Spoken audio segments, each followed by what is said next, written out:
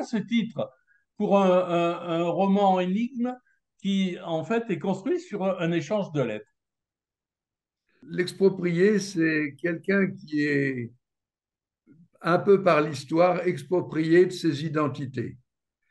Ça m'a permis, disons, d'analyser les identités qui créent l'identité de quelqu'un. Or, ce personnage, dans son évolution, se retrouve à être ce que j'appelle, disons, un entre-deux, comme le poète Abdelatif Lahabi le signale, le dit. L'entre-deux, c'est quelqu'un qui est entre deux cultures et qui ne sait plus trouver sa place. Ceci explique peut-être qu'il y a deux types d'écriture dans votre ouvrage. C'est tout à fait ça. Ça explique, disons, le personnage. J'ai choisi l'idée du manuscrit. Pourquoi? Parce que ça permettait de distinguer très clairement dans le livre l'espace du transmetteur de Martin Lequel qui transmet, qui est le passeur, et celui de Jacques Bonnefay qui est effectivement le personnage du roman. Première lettre de Jacques à Martin, puisque c'est un échange de lettres, Jacques dit, il fait comprendre qu'il va quitter cet univers absurde. Pourquoi trouve-t-il cet univers absurde? C'est parce que je dirais, et c'est peut-être, disons, l'introduction certainement à sa biographie, cet univers est absurde dans le sens où il a cru, disons, pouvoir diriger sa vie, sa carrière, ses relations, et il s'est aperçu qu'il a été ballotté par l'histoire. Et l'histoire, elle est simple, dans le sens où il a suivi, je dirais, l'évolution de son propre pays, de sa propre culture, qui est peut-être, disons, allait se perdre dans des terres qui n'étaient pas les siennes et de rencontrer d'autres cultures. Donc c'est absurde parce qu'on ne sait plus très bien de quelle manière penser. Est-ce qu'on doit penser chez ceux qui nous accueillent ou est-ce qu'on doit penser selon ces termes anciens, ces termes, disons, de sa propre nature, de sa propre culture originelle? Le Martin Lequel se retrouve, à la suite de cet échange de correspondance, il se retrouve impliqué dans une affaire de disparition et le voici à Millau en face du capitaine Delpuech.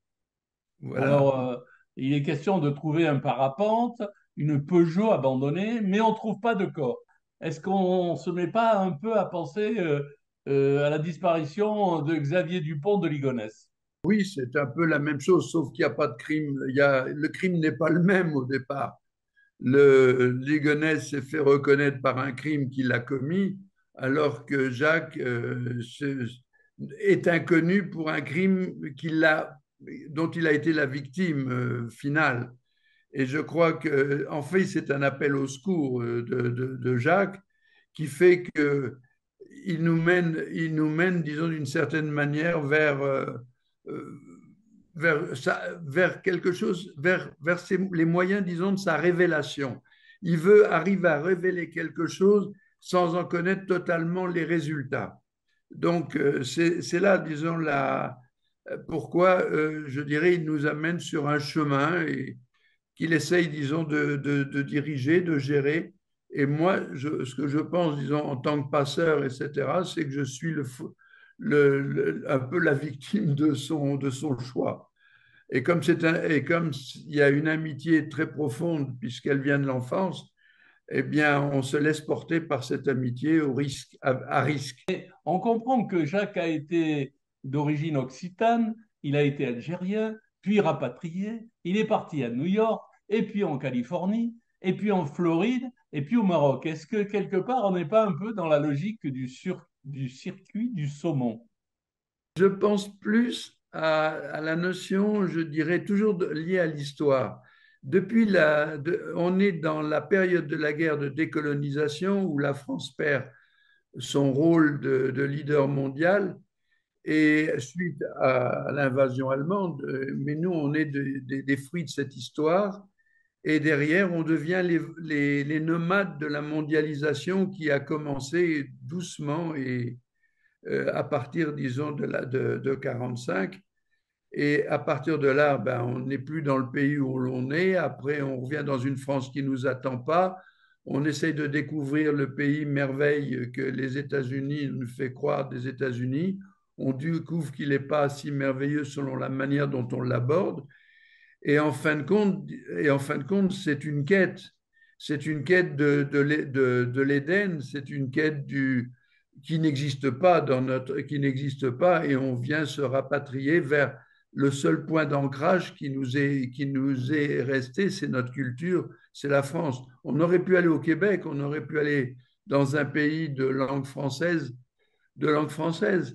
Mais notre pays d'origine, il parle le français, mais il est également arabe, d'où de cette résurgence de la double culture et l'envie, disons, d'être différent dans le pays de référence, qui est la France.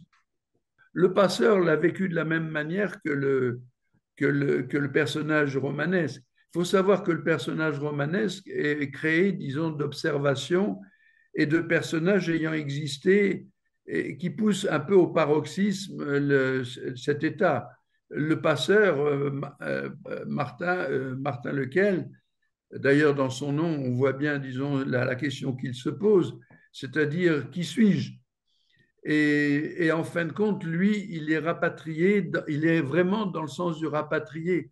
On le ramène dans sa culture par le mariage, par les enfants, par, comment dirais-je, par la tombe de ses parents, par la tombe de ses ancêtres. Il se diffère complètement du parcours de Jacques Bonnefay, parce que Jacques Bonnefay, lui, ses ancêtres sont français d'origine, mais il a déjà de l'espagnol. Et tout ça, c'est un mélange qui s'est fait en Algérie. Et il a perdu les liens avec la France.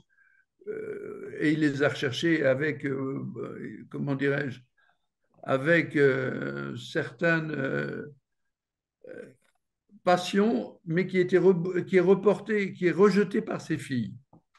Ces filles sont d'un monde nouveau, qui sont, elles, disons, de France, et lorsqu'elles meurent, ils perdent tous ces liens avec ses identités, que sont ses filles, que sont son épouse, que sont les tombes qu'il n'a pas, puisque les tombes sont restées en Afrique du Nord. Et l'autre, elle a été complètement chamboulée par les loups, les chiens errants et le fait ils étaient protestants dans un pays qui était catholique. Donc tout ça, ça a été chamboulé et il a perdu ses liens d'origine, ses liens génétiques. Alors, il y a une énigme initiatique qui, qui parcourt petit à petit et qui termine un peu ce roman énigmatique parce que Jacques Bonnefay, que parfois on pourrait appeler Jacques Bonnefoy, il subit des épreuves, l'épreuve de la terre avec l'enterrement de sa femme et de ses filles, l'épreuve de l'air avec la parapente à Millau, l'épreuve de l'eau avec un retour aux sources protestantes, Voilà. l'épreuve du feu avec la photo de Gibraltar qui laisserait supposer qu'il est peut-être pas mort et qu'il est peut-être en train de renaître quelque part. La question, c'est est-ce que Jacques ou Martin, on ne sait pas, aurait été initié? Je crois que le livre le laisse supposer. Dans un certain sens, j'ai voulu que on le subodore sans en faire, je dirais, la clé absolue. Pourquoi? Parce que toujours dans le même biculturalisme, il y a une part de musulmans, il y a une part de catholiques, catholiques protestants, de chrétiens quoi, en général, et que dans le fond, la voie recherchée est peut-être une voie intermédiaire, celle de la spiritualité et non plus celle des religions. J'ai été marqué dans mon enfance, j'avais 13 ans, par un massacre dans ma ville. Et bon, les choses étaient horribles et ça rappelle étrangement les choses que l'on voit du 7 octobre. Mais ce qui s'est passé, c'est que quelques jours après, il y a quelqu'un qui a frappé à la porte de notre maison, notre appartement à l'époque.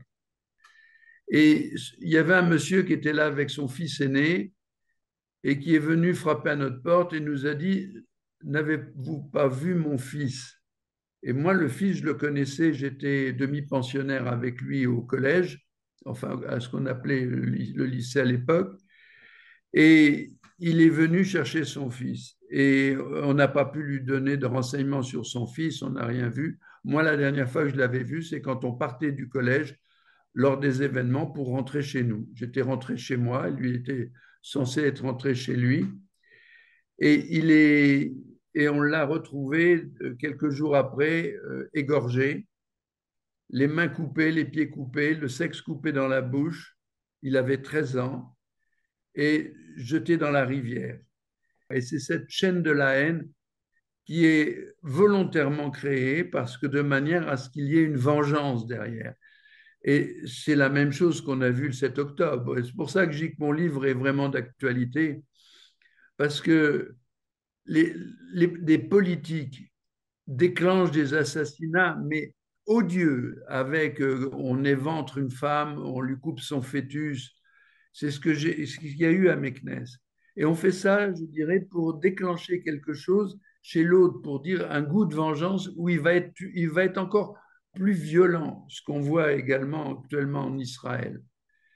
Et, et la violence extrême va entraîner encore quelque chose de pire. Et à partir de là, c'est comme ça que ça démarre en Algérie. C'est-à-dire qu'il y a eu des choses qui n'étaient pas acceptables ni d'un côté ni de l'autre, mais c'est allé jusqu'à l'odieux.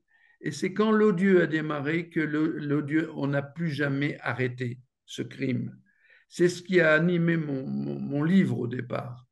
Parce que quand j'ai parlé de Ouedzem, parce que je ne voulais pas que ce soit Meknès, ça a été la même chose. À Ouedzem, il y a eu un massacre où on a tué le directeur d'hôpital et on a tué, je dirais, les gens dans leur lit et selon qu'ils étaient euh, non, musulmans ou non musulmans. S'ils étaient musulmans, ils n'étaient pas touchés, s'ils étaient musulmans. C'est ça le djihad. C'est ça ce que j'ai vu dans le djihad. Et c'est cette horreur-là qui m'a marqué toute ma vie. J'aime les gens de l'islam seuls, je n'aime pas les effets de masse, parce que c'est cette violence qui est sous-jacente. Et si je cherche une spiritualité commune, c'est parce que j'ai découvert l'islam dans une écriture, dans certaines parties, plutôt par les soufismes, qui sont rejetés actuellement par les islamistes, comme les chiites sont rejetés par les sunnites, c'est-à-dire qu'il y a un jeu de vengeance, un jeu, disons, de haine qui est parti et qu'on ne s'est jamais, jamais arrêté. Martin Lequel, merci d'avoir répondu à nos questions. Bravo pour cet ouvrage qui, quelque part, donne à Jacques, à JB, hein, Jacques Voilà. Bonnefoy, sinon Bonnefay, les objectifs de témoignage aux victimes innocentes des haines et qui rappellent que quand les religions séparent, la spiritualité peut réunir. Merci.